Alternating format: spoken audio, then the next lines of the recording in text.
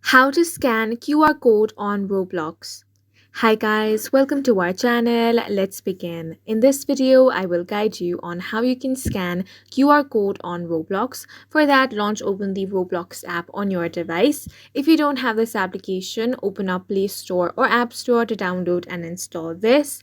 Then make sure to sign into your account. Now, if you want to scan the QR code, the process is very simple. All you want to do is tap on the profile icon next to your username.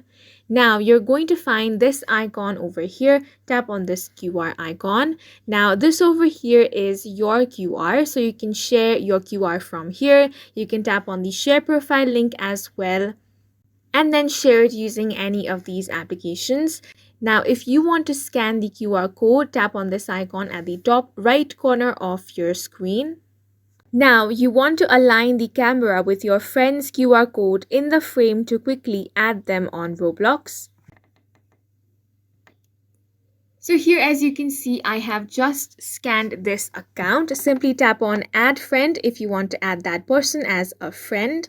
And in this way, you can scan QR code on Roblox. And that's it for this video. If you found it helpful, please make sure to hit the like button and subscribe for more videos like this.